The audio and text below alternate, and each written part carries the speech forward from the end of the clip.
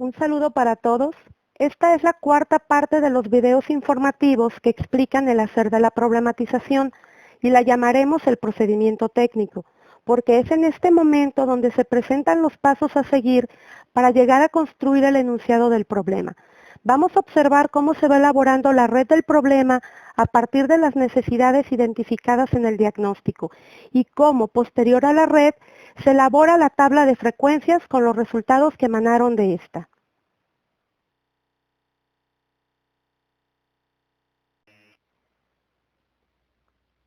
Lo primero que tengo que tener para comenzar a elaborar mi red del problema es mi listado de situaciones problemáticas. Como podemos ver en la pantalla, seleccioné una que corresponde a un docente, el cual encontró 10 situaciones problemáticas durante el diagnóstico. Por ejemplo, él dice, los alumnos no respetan el reglamento del aula, el tiempo no se utiliza de manera efectiva, las clases siempre son dirigidas y monótonas, los recursos didácticos no motivan al aprendizaje, las indicaciones no se explican claramente, la autovaloración por parte del alumno es poco utilizada, hay ausencia de conexión de asignaturas, las actividades no se vinculan con el contexto, los espacios no se toman en cuenta para las actividades y las actividades no representan un reto cognitivo. Una vez que yo tengo mi listado de situaciones problemáticas plenamente identificadas y redactadas, elaboro mi red del problema, como esta que muestro aquí en la pantalla.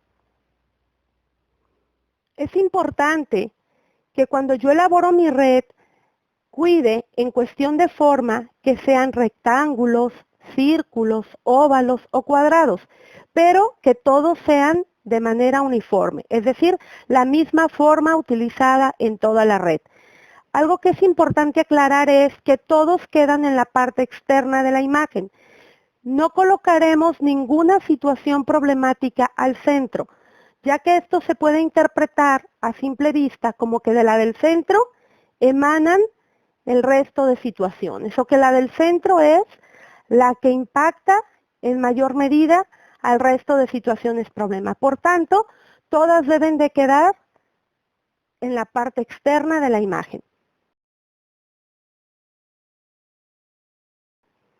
Una vez que tengo mi red, me voy a elaborar mi tabla de frecuencias. En una tabla como esta, tenemos en esta columna las situaciones problemáticas. Si ustedes revisan, son las mismas 10 que leí al inicio y las mismas que están también en la red del problema. Lo más importante aquí es buscar cómo se relacionan las situaciones entre sí en el sentido de impacto, en el sentido de consecuencia. ¿Qué pasa si yo hago esta acción? ¿Qué pasa si en mi aula ocurre esta acción? ¿Qué trae consigo? ¿Qué consecuencia trae para mi práctica el que yo realice una o determinada actividad?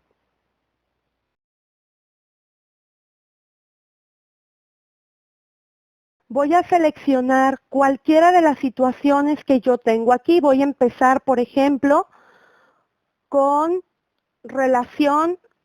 Las actividades no se vinculan con el contexto. Ustedes pueden iniciar con la que ustedes quieran. Yo voy a iniciar, por ejemplo, con esta y entonces yo me cuestiono, si las actividades no se vinculan con el contexto, ¿qué pasa o qué origina de todo lo que yo tengo aquí? Bueno, pues si no están vinculadas con el contexto, entonces son clases de alguna manera monótonas. Si yo digo que mi práctica es dirigida, que es monótona, pero entonces las actividades no están contextualizadas a las necesidades, intereses de mi alumno, de donde estoy realizando yo mi práctica, pues entonces una actividad que no se vincula con el contexto trae clases dirigidas y monótonas. ¿Qué más puede traer consigo el que las clases o las actividades no se vinculen con el contexto? Pues si no contextualizo mis actividades, definitivamente los recursos que utilizo tampoco van a motivar al aprendizaje. Voy a utilizar lo que yo tenga a la mano, lo que yo considere que es lo más adecuado. Recordemos que desde que yo diseño mis actividades, debo de prever los recursos que voy a utilizar los más adecuados para que se llegue al aprendizaje esperado. De igual manera, si yo no vinculo con el contexto, pues tampoco hago una valoración de cómo puedo yo organizar los espacios para que sean más propicios para el aprendizaje. Si yo no vinculo mis actividades con el contexto, pues evidentemente las actividades no van a plantear un reto cognitivo para el alumno. ¿Por qué? Porque, bueno, voy a estar trabajando actividades quizá nada más de repetición, actividades donde el alumno acate las indicaciones que yo le estoy dando, actividades que para él no representan un verdadero reto, no movilizan sus saberes, sus habilidades, sus actitudes. Si yo no vinculo mis actividades con el contexto, es muy probable entonces pues que el tiempo no se utiliza de manera efectiva. ¿Qué más podría pasar aquí? Yo tengo que ir viendo qué va trayendo como consecuencia cada una de las situaciones.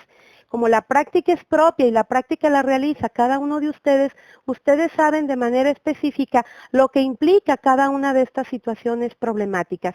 Voy a tomar otro ejemplo. Si mis actividades no plantean un reto cognitivo, pues entonces son actividades dirigidas, monótonas también, donde el alumno no está movilizando sus saberes. Si no plantean un reto cognitivo, evidentemente, pues las actividades no están contextualizadas en su diseño ni en su implementación. Cuando como docentes planteamos retos cognitivos a los alumnos, esto hace que el alumno se enganche, que se interese en la actividad que yo estoy proponiendo.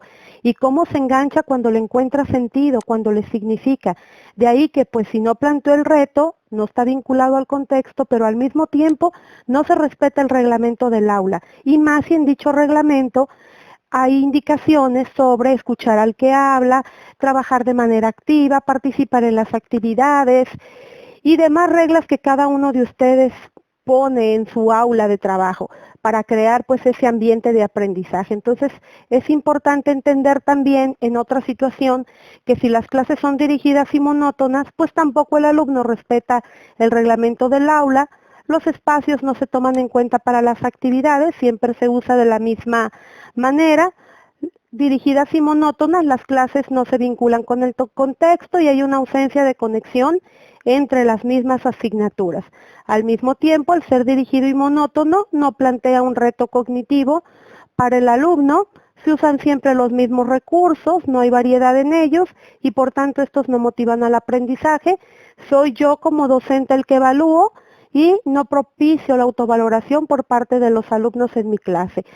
Si son dirigidas y monótonas, igualmente, pues las indicaciones pueden ser poco claras porque siempre son las mismas, ya que mi clase no tiene pues una variedad en sí, la clase siempre se realiza de la misma manera, de eso habla la monotonía, de eso habla el que yo sea siempre el personaje principal, el que está dirigiendo cada una de las actividades que se realizan dentro del aula.